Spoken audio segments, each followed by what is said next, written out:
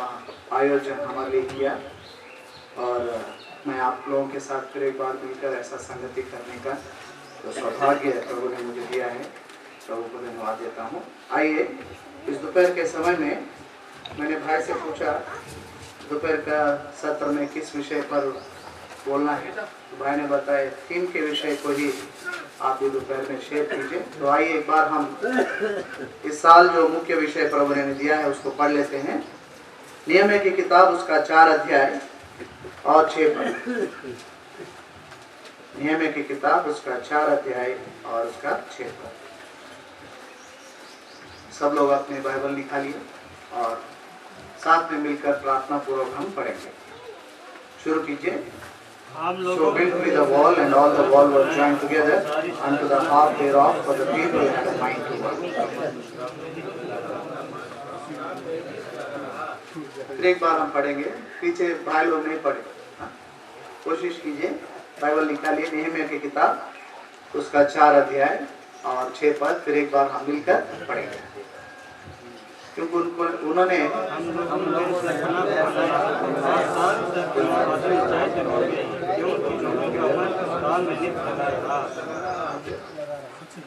प्रभु अपने वचन को पढ़े जाने और ध्यान मन करने में हमारी सहायता करे।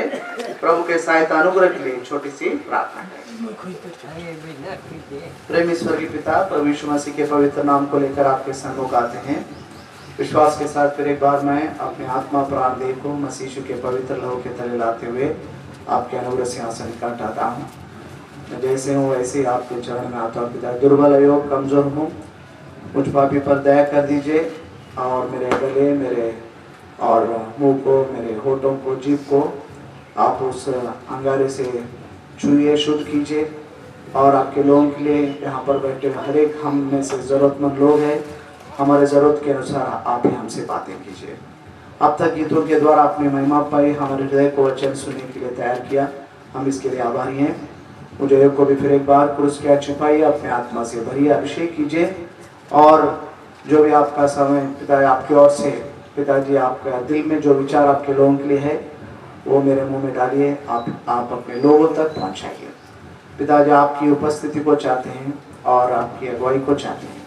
पिताजी बिना आपके सहायता हम कुछ समझ नहीं सकते, बिना आप कुछ हमें दें आपके लोगों को हम कुछ नहीं पहुंचा सकते। दया कर दीजिए, सुनने वाले कान दीजिए, स्वीकार करने के लिए अच्छा हृदय दीजिए।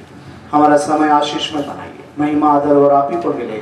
प्रार्थना सुनिए, धन्यवाद को ग्रहण कीजिए प्रभु यीशु मसीह के नाम से, आमीन।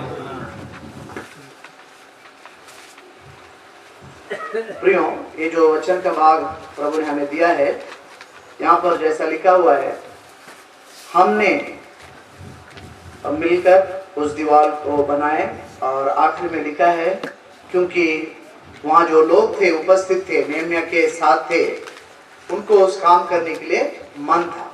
इंग्लिश में लिखा है for the people had a mind to work।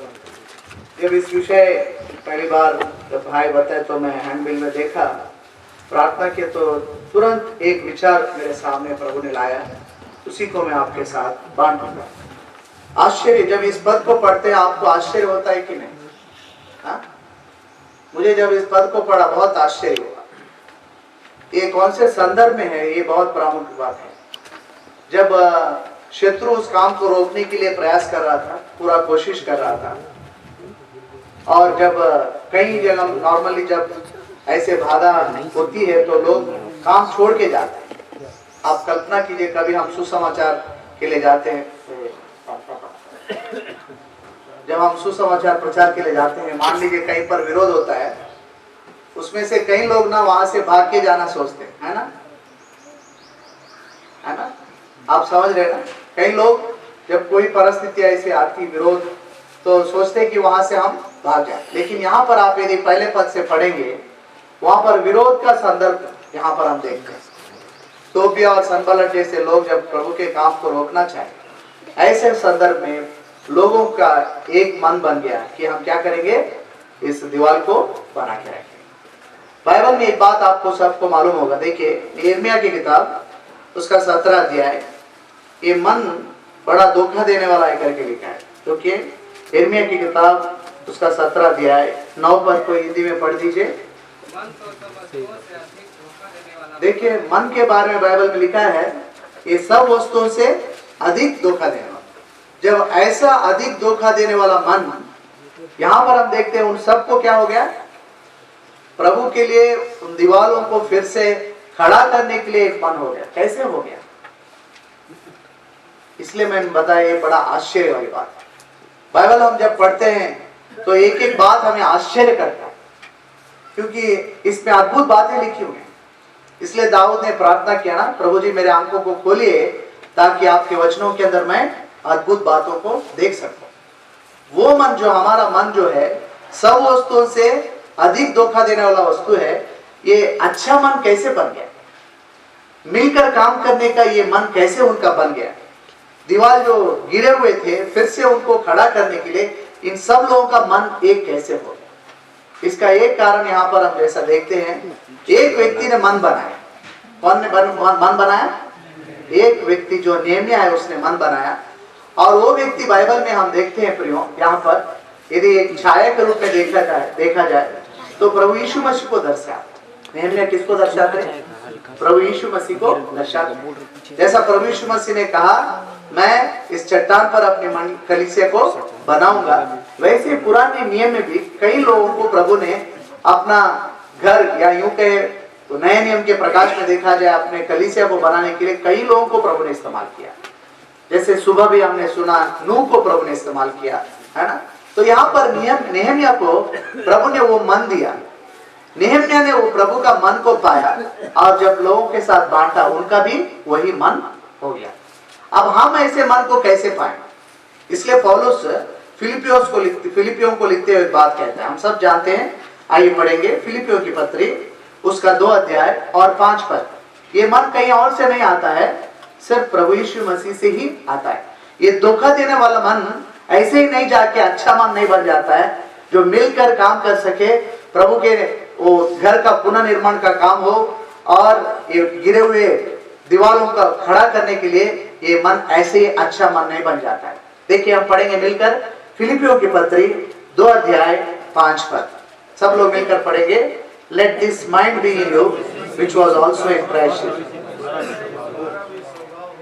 थोड़ा हिंदी में पढ़ दीजिए। जैसा मसीह का स्वभाव था, हाँ, वैसा ही तुम्हारा भी स्वभाव हो। ठीक है, हिंदी में यहाँ पर स्वभाव करके है, अंग्रेजी में यहाँ लिखा है जैसा मसीह यीशु का मन था वैसा ही तुम्हारा भी मन हो। तो प्यारे भाइयों, ये मन जो इनको सबको मिलकर मिला दिया और इस अच्छे काम करने के लिए वो सब एक मन हो गए, ये कहाँ का मन है? ये किसका मन है? प्रभु यीशु मसीह का मन है।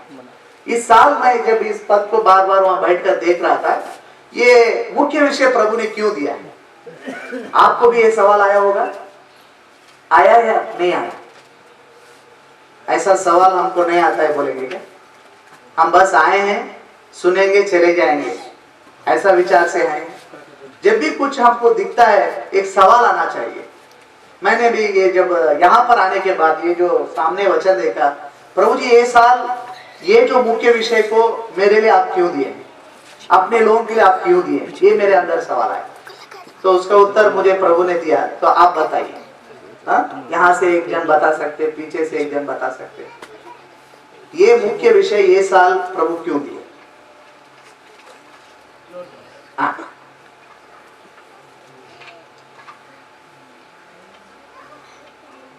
भाई लोग प्रार्थना किए इसलिए दिए, वो अलग बात है। मतलब फिर भी आप क्यों, किस उद्देश्य से दिए? क्या? हाँ, थोड़ा भाई समीप है। मैं जब इसको पढ़ता हूँ मुझे ऐसा लगा इस पद के अनुसार हमारा मन मसीह यीशु का जैसा नहीं है, इसलिए दिए। जब तक मसीह यीशु का जैसा मन हमारा नहीं बनेगा, हम एक दूसरे मिलकर काम नहीं कर पाएंगे, काम कर नहीं पाएंगे तो काम पूरा नहीं कर पाएंगे। ये सिर्फ इस कॉन्वोकेशन के लिए नहीं है। इन दिनों के जो हालात, मिलकर काम करने के लिए शैतान ने बहुत से बाधा रुकावट लाया है। हमें चाहिए कि मसीह जैसा मन हम प्राप्त कर सके। हमारे अंदर एक इच्छा होनी चाहिए, प्रभु जी आपका सब मन मुझे दीजिए, आपका सब मन ही मुझे मेरे साथी भाइयों से मिलकर एक मन होकर काम करने के लिए शायद। क्योंकि ये मन किसी और से नहीं मिलेगा, मसीह यीशु के द्वारा मिलेगा।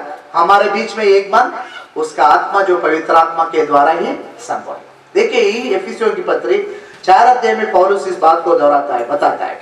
पढ़ेंगे हम मिलकर 3 पद, समय को बचाने के लिए हम 3 पद मात्र, शायद मिलके है क्या, 1-2 पद ऐसा मिलके नहीं है ना, हिंदी में अलग से है ना 3 पद।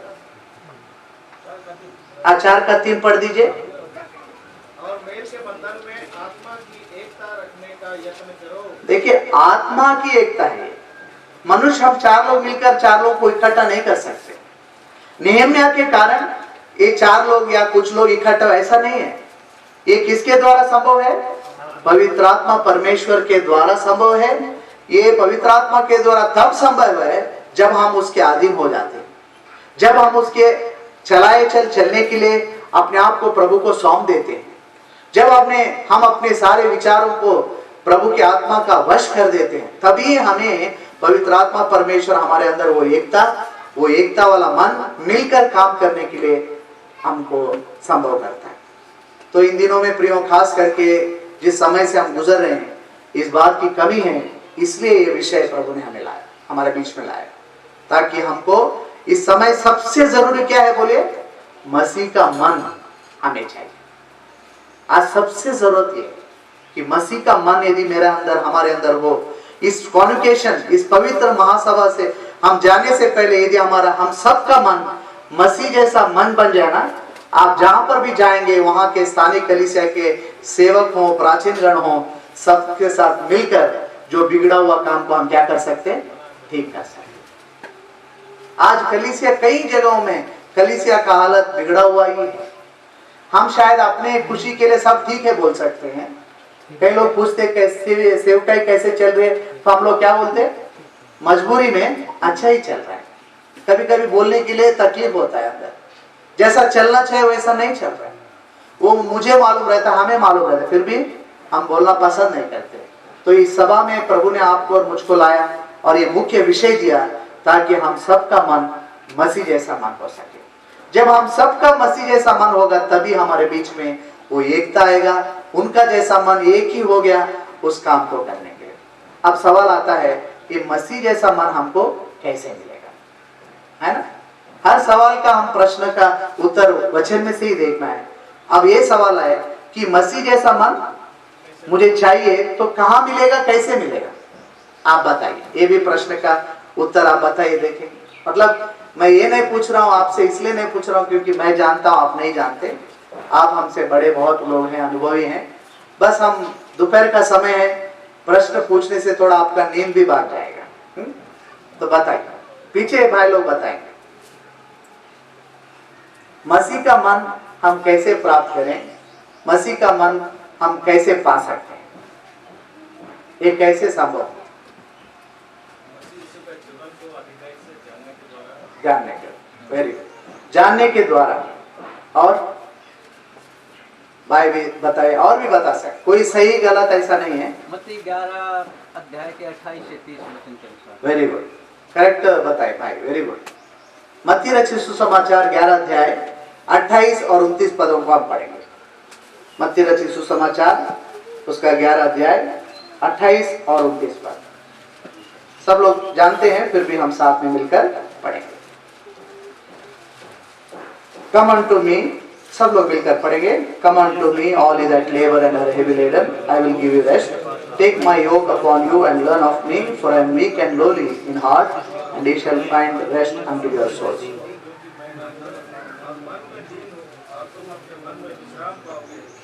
प्रियो, सुसमाचार का यदि एक सिक्का है, उसका 2 पहलू है या 2 मुख है, है ना? तो 28 यदि एक मुख है, 29 उसका दूसरा मुख है। हमें से कई लोग हैं जो 28 पद को अच्छे से जानते हैं। जब प्रचार में जाते हैं, इस पद को बारंबार दोहराया जाता है।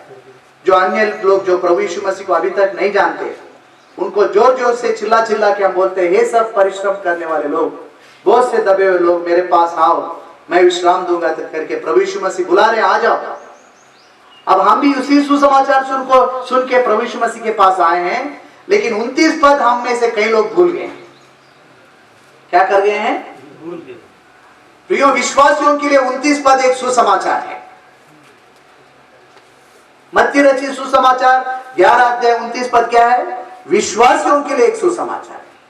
जिस प्रभु ने अविश्वासियों को बुलाया पाप का बोझ से दबे लोगों को ताकि वो विश्राम पाए, उसी प्रभु ने विश्राम पाए हुए लोगों को बुलाया ताकि उसका जुआ उठा सके। लेकिन हमको ये पसंद नहीं है, इसलिए हम इसको याद नहीं। लेकिन हम में से कई लोग उद्धार पाने के बाद भी हम आजादी वाला जीवन, अपना मनमर्जी वाला जीवन जीना चाहते हैं। जब तक आप अपना मनमर्जी वाला जीवन जीना चाहेंगे तो मसीह का मन कैसे जानोगे, कैसे पाओगे? और जब तक हम उसके अधिकार के नीचे नहीं आएंगे। प्रियो, हमें जो आजादी मिली है ना उद्धार पाने के बाद, जो विश्राम हमें मिला है, उसके जुआ के नीचे आने के लिए मिला है, अपने मनमर्जी करने के लिए नहीं मिला है। कई बार हम इस आजादी को गलत रीति से इस्तेमाल करते हैं। पौलुस, एकमात्र पौलुस कह पाया, जो अनुग्रह मुझ पर हुआ मैंने उसको निरर्थक होने नहीं दिया। इसका मतलब जो आजादी मुझे प्रभु ने दिया उसको मैंने व्यर्थ में नहीं खोया।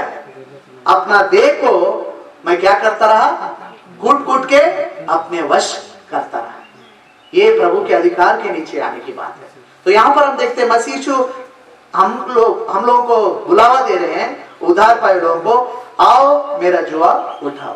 प्यारे भाई बहन, ये भाइयों, हम इसको कई बार जवान लोगों के लिए सीमित कर देते हैं। किस बात को? जुआ उठाने वाला बात को। क्यों? बाइबल में ये भी लिखा है जवान अपने दिनों में जुआ उठाना अच्छा है। लिखा है ना? कहाँ लिखा है? जवान लोग बताएंगे। इसलिए बड़े लोग शायद इसको ये वचन को क्या कर दिए हैं? जवान लोगों के लिए सीमित कर दिए हैं। ये जुआ उठाने का काम मेरा नहीं है। चाहे हम जवान हो, बुजुर्ग हो, हम जीवन भर प्रभु का जुआ उठा। आप बताइए कहाँ लिखा है? सबोपदेश का कौन बोले? विलाप गीत और 3 अध्याय 27 पद। कोई पढ़ दीजिए। विलाप गीत 3 अध्याय का 27 पद।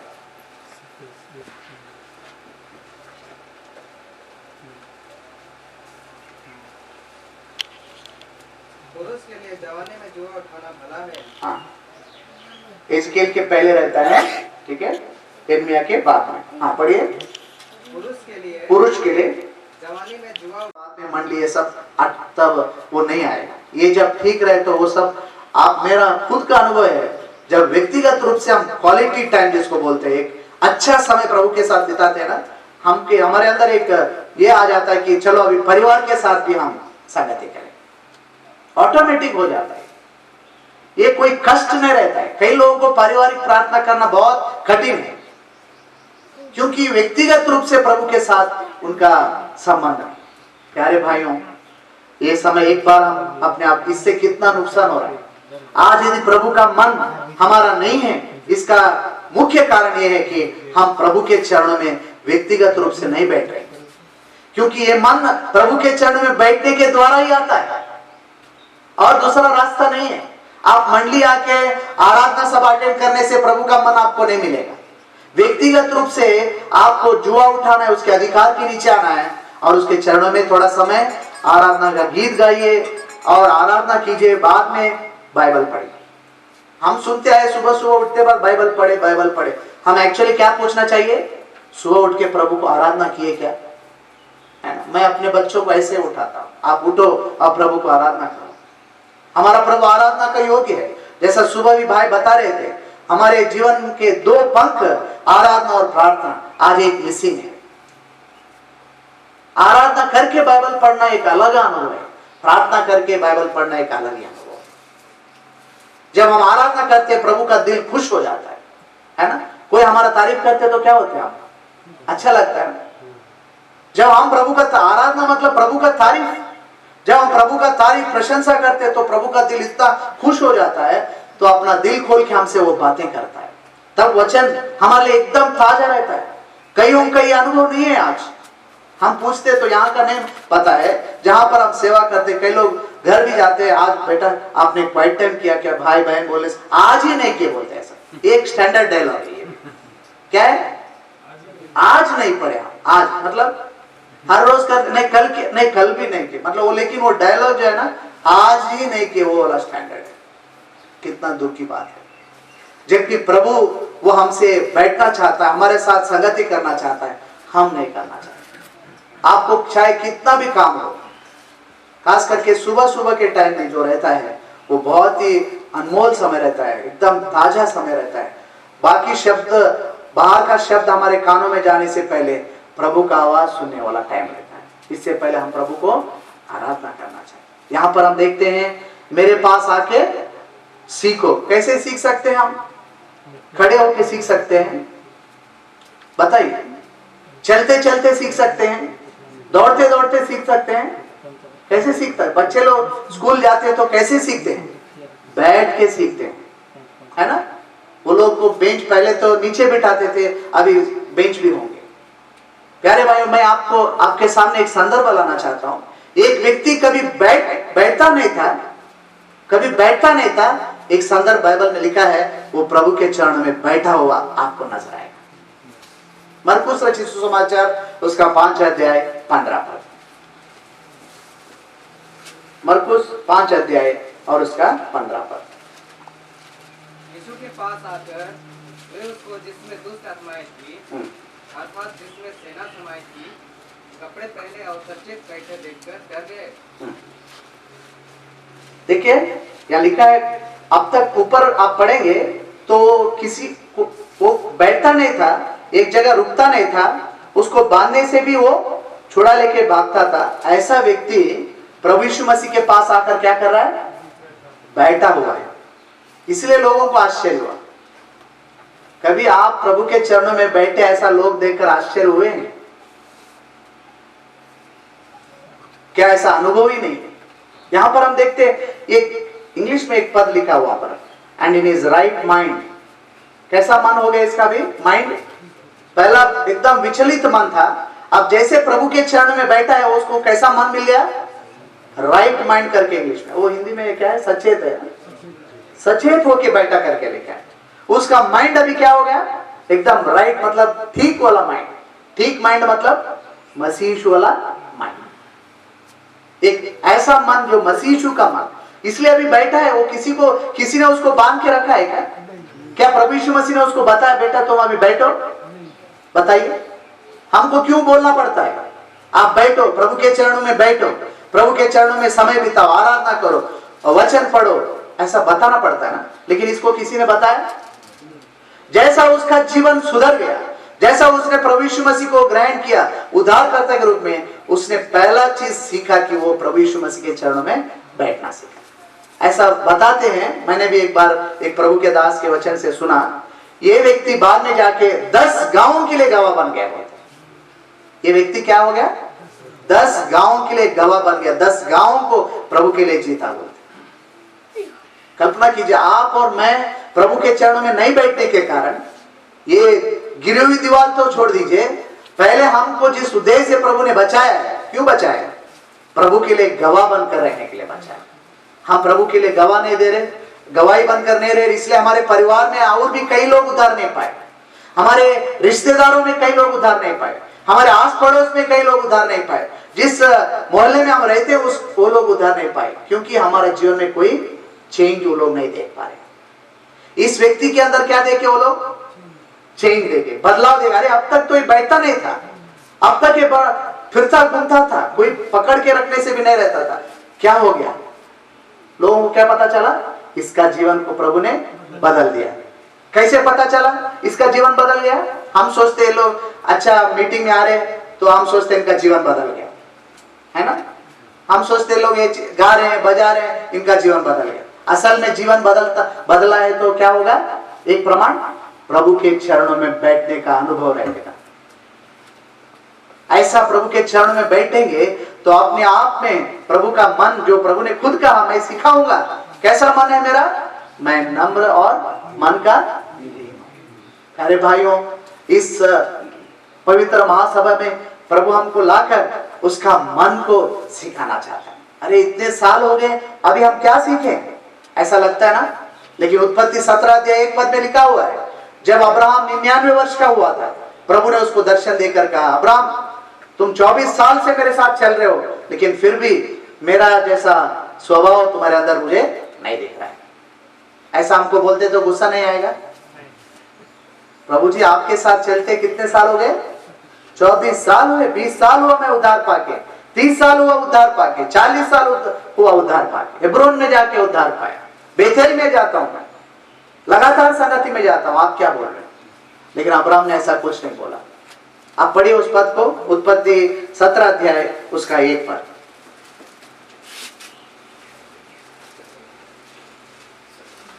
कोई भी पढ़ दीजिएगा। जब अब्राहम 99 वर्ष का हो गया, हाँ, तब यहोवा ने उसको दर्शन देकर कहा, हाँ, मैं सर्वशक्तिमान ईश्वर हूँ, मेरी उपस्थिति में चल और सिद्ध होता जा। मतलब क्या है? तू सिद्ध नहीं बना है। कितने सालों से? 24 सालों से प्रभु के साथ चल रहा है।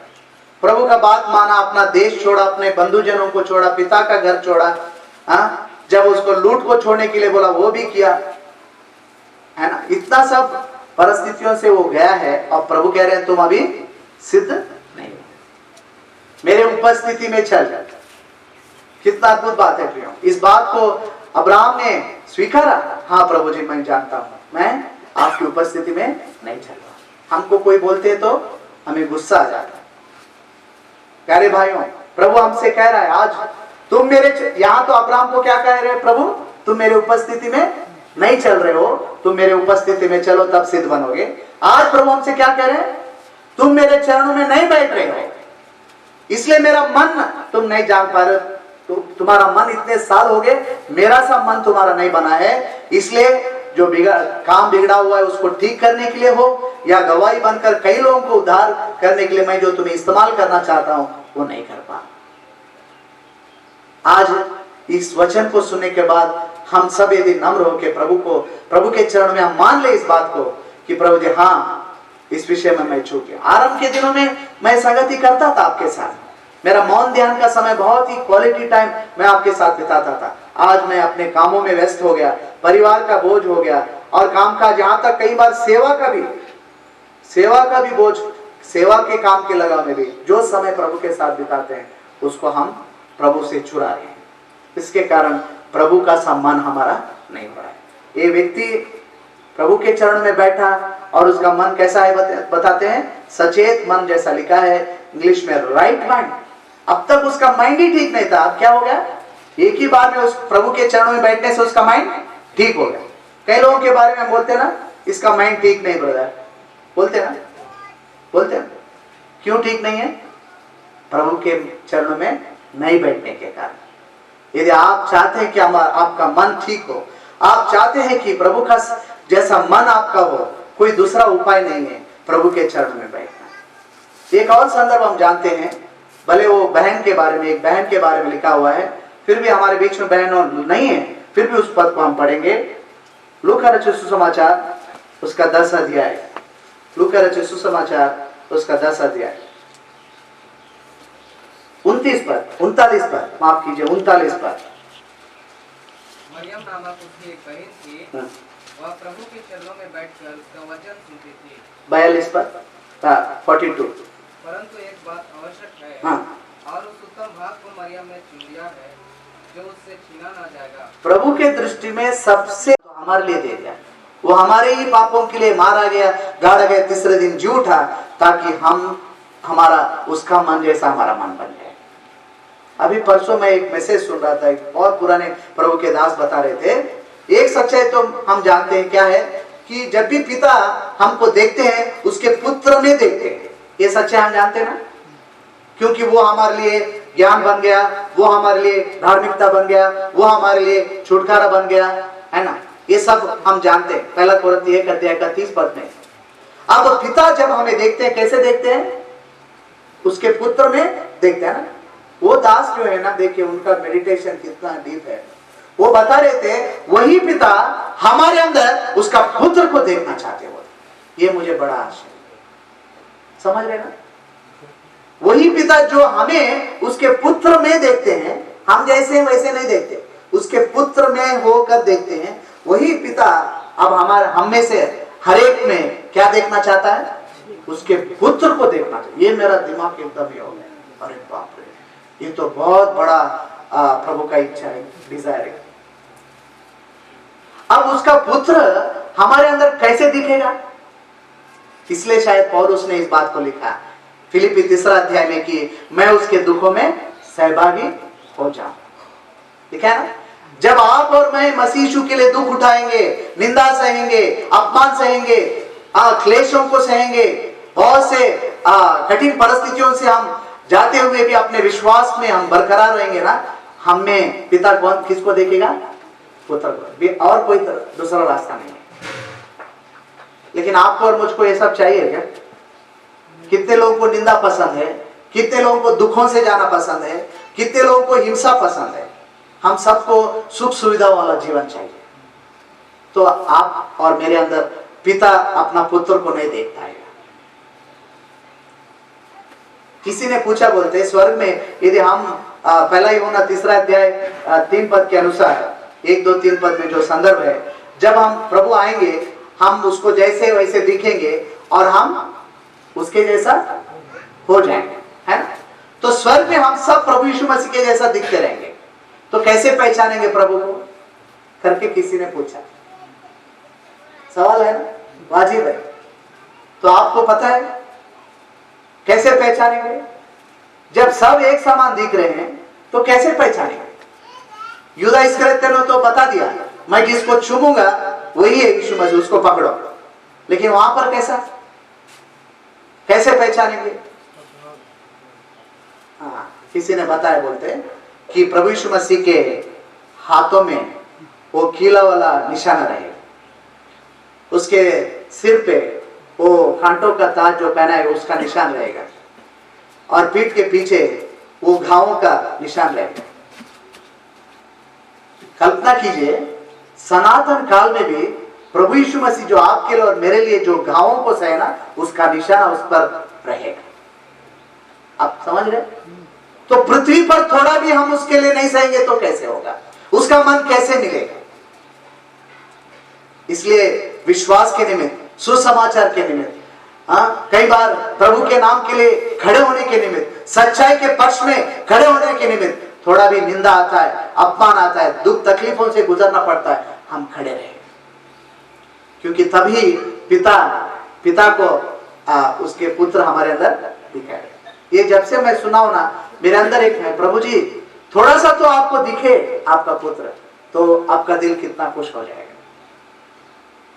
इस सभाओं से हम जाने से पहले एक लालसा भी लेके जाए हृदय में, प्रभु जी मेरे अंदर आपको अपना बेटा थोड़ा तो झलक दिखाए, उसका झलक थोड़ा सा तो। यहां पर देखिए प्रियो, हम अपने नहीं है, दाम देकर प्रभु ने मोल लिया है, तो हमारा स्वभाव उसी का जैसा होना ही है। जो रूपांतर बात कहते हैं ना, मसीह यीशु का स्वभाव में पूर्ण रीति से हम बदल जाना, यही है। अब थोड़ा थोड़ा हमको समझ में आ रहा है कि यही है कि हमारे मुझ में और हम में पिता अपना पुत्र को देखना चाहता है। वो सिर्फ दुखों से जाने के द्वारा ही होता है। इसलिए प्रेरितों के काम 14 अध्याय और उसका 42 पद में लिखा है, देखिए प्रेरितों के काम 14 अध्याय और उसका 22 पद, 22 पढ़ दीजिए। और चेलों के मन को स्थिर करते रहे। आखिरी भाग पढ़िए। हमें बड़े क्लेश उठाकर परमेश्वर के राज्य में प्रवेश करना। देखिए ये वचन का सच्चाई, हम बड़े क्लेश उठाकर परमेश्वर आए। तो मसीह का मन हम दुनिया में क्लेश उठाने वाला जीवन है। हम आज सुख सुविधाओं के लिए हम आदत हो चुके हैं, वैसा वाला जीवन हम जी रहे हैं, तो प्रभु का मन कदापि हम नहीं पाते। तो प्रभु के चरणों में बैठने से ये मन हमको मिलता है। प्रभु के चरणों में बैठने से प्रभु यीशु मसीह खुद हमें ये सिखाता है, क्योंकि दूसरा और कोई पाठशाला नहीं है। उसका मन पाने के लिए, सीखने के लिए आप कोई बाइबल कॉलेज जाएंगे, आपको नहीं सिखा सकते कोई। उसका एक ही पाठशाला है, प्रभु के चरणों में बैठना। यदि आज तक आप ऐसा क्वालिटी टाइम जिसको बोलते हैं, प्रभु के चरणों में एक बहुत अच्छा समय, वो आधा घंटा हो सकता है, 1 घंटा हो सकता है, जैसा प्रभु आपको वही करे, वो क्वालिटी टाइम, जब तक प्रभु का उपस्थिति का पूरा आनंद अनुभव आप ना करें, आप ना उठें, आप बाहर ना जाए, किसी को ना मिले, कोई काम ना करे, ऐसा आप ठान लीजिए। ऐसा होना चाहिए कि हर रोज मैं सोचता हूं मूसा 40 रात और 40 दिन कैसे वो मोरिया सीनाई पर्वत पर रहा, जहां पर वो प्रभु को आमना सामना देखता है। आप कल्पना कीजिए, वो जब इसलिए जब उतरा, लोग उसको देख पाए क्या? नहीं देख पाए। क्यों? प्रभु के साथ सिर्फ 40 दिन 40 रात रहने से वो जो पूरा रोशनी प्रभु का था वो उसका चेहरा पे चमकने लगा। हम भी कितने साल हो गए ना उद्धार पाके, थोड़ा सा तो वो चमक रहना चाहिए।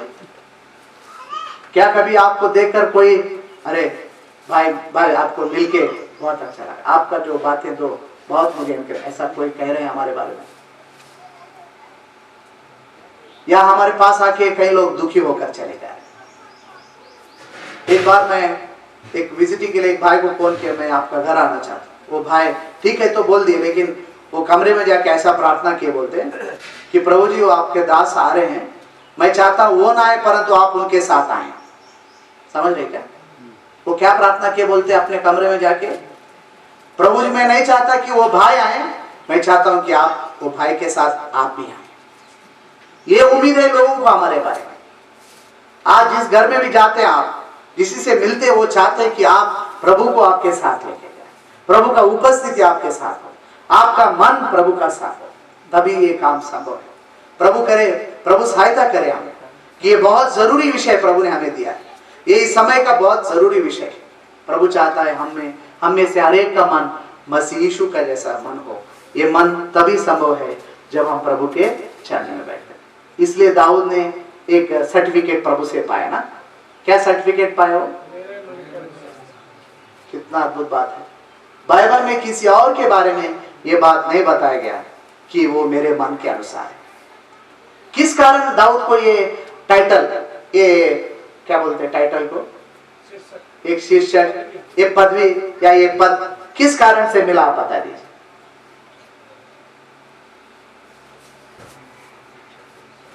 वचन में कोई अपने शब्द नहीं, वचन में जो है वही बता दीजिए।